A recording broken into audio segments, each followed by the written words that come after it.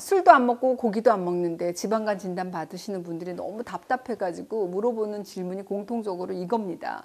술도 안 먹고 고기도 안 먹는데 그럼 뭘 더 먹지 말란 건가요? 하는 질문. 비알코올성 지방간 절대 드시면 안 되는 음식부터 알려드리겠습니다. 이것만 안 드셔도 좋아지실 수 있어요. 첫째, 마가린입니다.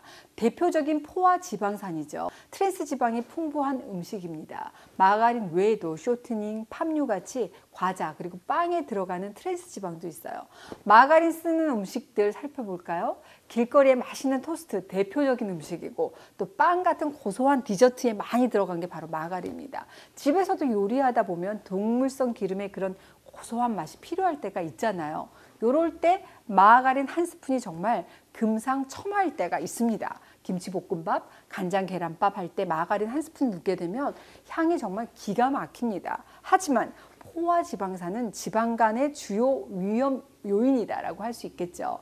고기 안 먹는데 마가린은 가끔 먹는단 말이에요 하시는 분들은 고기보다 더 안 좋은 지방을 드신 셈입니다. 아셨죠? 혹시 댁에서 요리하실 때 마가린 쓰시는 분들이 있다면 지금 당장 냉장고에서 마가린을 꺼내서 숨기시는 게 지방간에서 한 발짝 멀어지는 지름길입니다. 아셨죠? 둘째, 각종 음료입니다.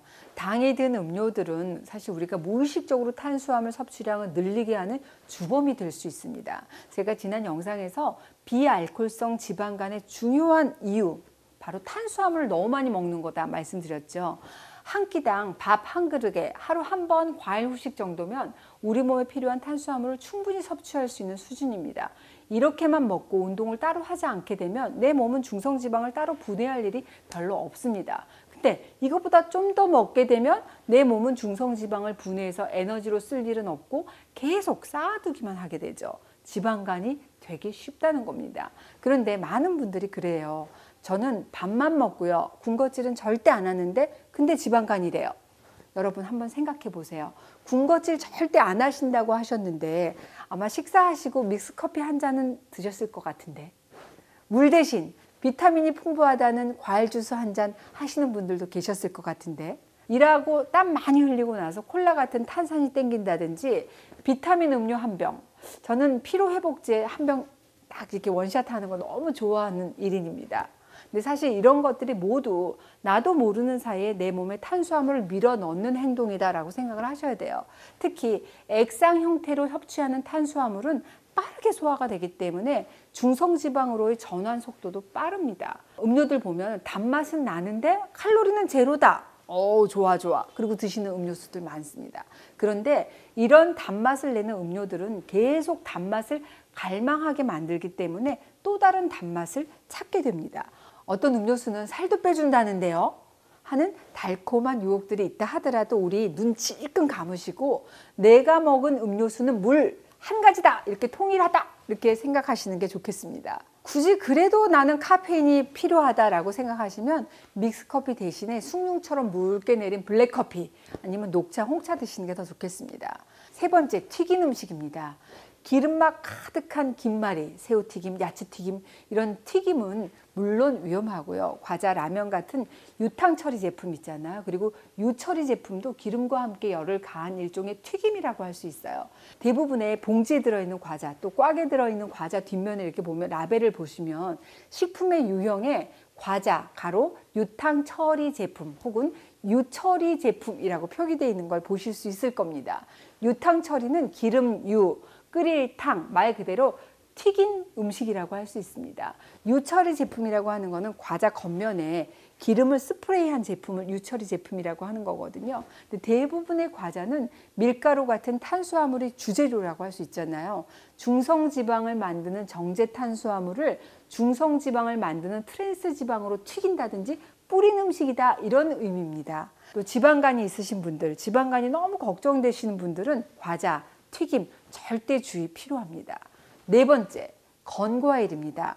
주변에서 건강 챙기시라고 건과일 선물들 많이 하시는데 요즘은 제철 과일 잘 말려가지고 칩으로 만들어 뒀다가 선물하는 게 또 유행이란 얘기도 들었어요. 그런데 과일이나 채소를 말리게 되면 수분이 줄어드는 만큼 탄수화물의 함량 비율이 높아집니다. 과일 중에서도 건과일로 즐겨 찾는 감의 경우 100g 기준으로 했을 때 생과일로 이 단감의 탄수화물 함량이 13.6g 정도 됩니다. 그런데 이 감을 말린 꽃감은 57.45g, 엄청나죠? 근데 감 말랭이 있잖아요. 이건 68.6g이나 됩니다. 탄수화물의 양이 무려 어때요? 4배에서 5배 정도로 껑충 뛴다는 건데요. 이런 가벼운 간식거리들이 탄수화물의 섭취량을 쭉 올리는 1등 공신이 되는 겁니다. 굳이 뭔가 간식을 먹는다든지 주전부리가 필요하시다 그런다면 단백질이나 또 불포화 지방산이 풍부한 간식들, 예를 들어서 삶은 계란 흰자, 견과류 이런 것도 조금씩 드시는 것도 좋겠습니다. 간혹 견과 믹스에 말린 건포도라든지 베리류가 있는데 요건 좀 따로 걸러내고 드시는 건 어떨까요? 오늘은 술, 고기와 거리가 먼데도 어머나 지방간이 있어 하시는 분, 비알코올성 지방간이 반드시 피해야 될 음식 알려드렸습니다. 마가린하고 쇼트닝, 각종 단 음료, 그리고 튀긴 음식, 건과일입니다. 이 외에도 사실 더 많은 음식들이 이 지방간의 치명적인 탄수화물 그리고 포화지방을 섭취하게 하지만 의식하지 못하고 드시는 탄수화물 식품 또 포화지방 식품만 제가 좀 더 구체적으로 짚어드렸습니다. 다음 시간은 제가 지방간 있으신 분들이 꼭 드시면 좋은 식품 알려드리겠습니다. 기대해 주세요.